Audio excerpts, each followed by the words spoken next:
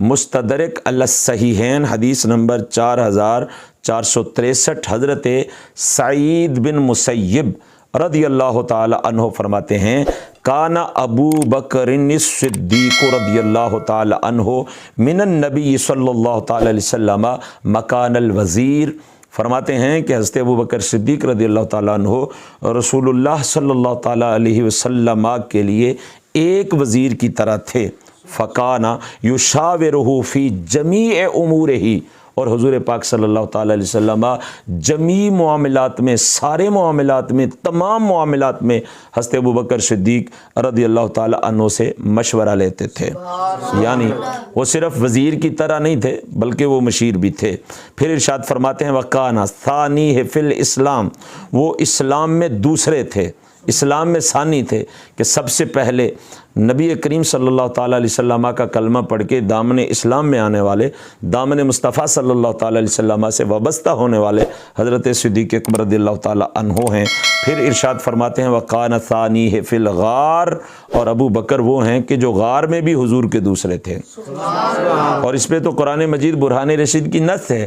اللہ تعالیٰ ارشاد فرماتے ہیں ثَانِيَ اثْنَيْنِ إِذْ هُمَا فِي الْغَارِ، وہ دو میں سے دوسرے تھے۔ تو یہ غار میں بھی دوسرے تھے، اسلام میں بھی دوسرے اور غار میں بھی دوسرے۔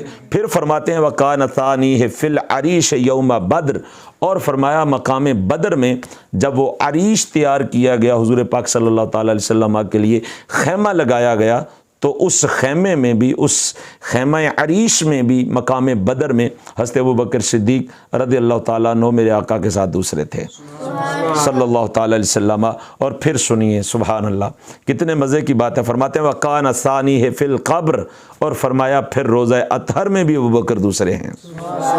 روضہ اطہر میں بھی ابو بکر صدیق رضی اللہ تعالیٰ عنہ دوسرے ہیں۔ اور اگلے کلمات سنیے جو عقیدہ افضلیت صدیق اکبر عتیق و اطہر پہ دلالت کر رہے ہیں۔ ارشاد فرماتے ہیں وَلَمْ يَكُنْ رَسُولُ اللَّهِ صلی اللہ علیہ وسلم يُقَدِّمُ عَلَيْهِ أَحَدًا، فرمایا نبی کریم صلی اللہ تعالیٰ علیہ وسلم کسی کو ان سے آگے نہیں سمجھا کرتے تھے۔ یعنی حضور پاک صلی اللہ تعالیٰ علیہ وسلم نے ان سے آگے کبھی بھی کسی کو نہیں سمجھا۔ سب سے آگے جس کو سمجھتے تھے میرے آقا صلی اللہ تعالیٰ علیہ وسلم وہ حضرت سیدنا صدیق اکبر عتیق و اطہر رضی اللہ تعالیٰ عنہ سرکار ہیں۔